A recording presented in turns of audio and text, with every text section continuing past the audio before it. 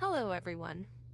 So, I've had a lot of requests to do videos on tips, tricks, storage, how-tos on multiple various things, and I promised that when I was on summer break from homeschooling my children that I would. So, this is video 1.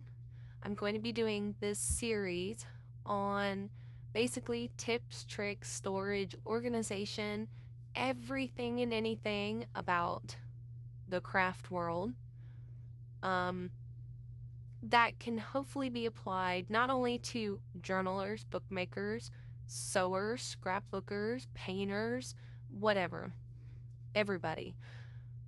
This is for people who are just beginning and people who have been doing it for years and years, because hopefully there will be some kind of tip or trick or something in here that you will find useful. Or I could just be babbling to the world and nobody gives a hoot. But anyways, I'm going to do it because, like I said, everybody asked me to. And hopefully somebody can gain some kind of wisdom or knowledge and to make our hobby, mental illness here, a more enjoyable experience. So, here's video 1.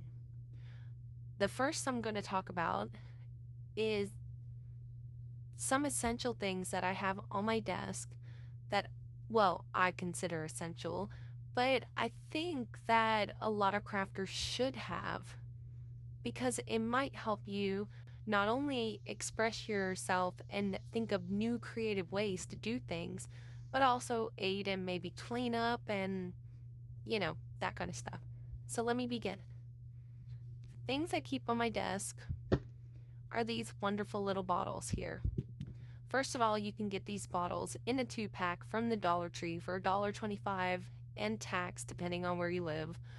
And I highly recommend to at least have 5 to 6 bottles of these handy and maybe get a couple of extra packs and throw them in a bin with some craft tools or whatever that you have on hand.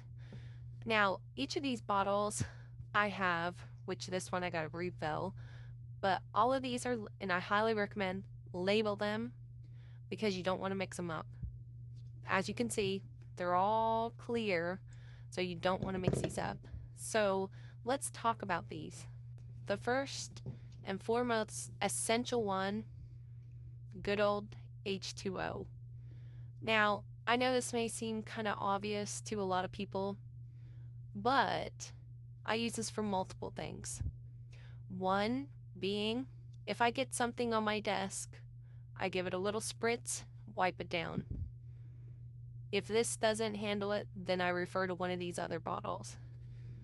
But water can be a really handy tool, and let me tell you why. Besides aiding in minor cleanup, and I highly recommend using this if you have a wooden desk or something like that. You don't want to use abrasive cleaners on there. If you can clean it with water, do it. But I use water in a bottle like this for a lot of different things. The first and foremost is with the distress oxide pads. You can add a little bit of a stained effect to your ink on your paper. It will leave like little water spots, so to speak. And I have another one over here that does something similar. That's one that you can use. You can also use it for archival inks and multiple other ink pads. You can also do it with watercolors. You can do it with the Ferris wheel press inks. Anything that's pretty much ink based usually will have an effect that you can do with water. So that's one. Another thing that you can do is you can spray your fabric with it when you have a little crease in it and you want to get it out. Spritz it. If you don't have an iron handy, put something heavy on top of it. It kind of works the same. That's what I've used it for. I've even used it to get creases out of paper. I've used it to crinkle paper. I've used it, like I said, for multiple things. Um, Another use for this water is the embossing folders for the Sizzix. You can spritz your paper beforehand, put put the paper in the embossing folder, and it helps emboss it a little bit easier and make sure that all the details from the embossing folder are smack in there. You can also put this on a piece of paper, and before you put it in the embossing folder, add some foiled flakes, like gold flakes, to it, then put it in the embossing folder. The water kind of helps stick it to it also. Um, the other things are pretty much kind of obvious. Wetting clay, wetting pieces of ceramic, that kind of thing. Watering down acrylic paint. So there's so many uses. That's why this little bottle here stays over here on my desk, because I do use it quite often. So on to the next one. We have peroxide, hydrogen peroxide. Now, this is not as versatile as water, but has very many uses.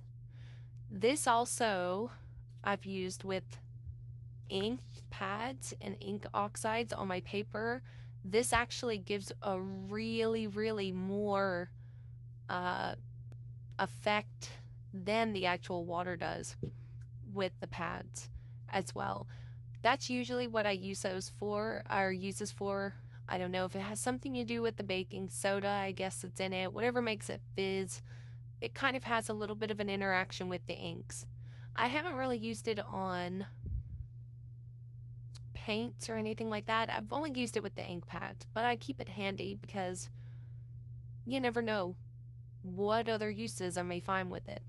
But when you have your ink on your paper, you could spurt this on there and it does actually give a really cool effect. Two of these are kind of hand in hand. All right. And yes, that says Everclear, 190 proof, and I have 90% rubbing alcohol. Okay, I'm out of this. Uh, we actually use this quite a bit around our house. And now we're not drunk. We're not drunks, I promise.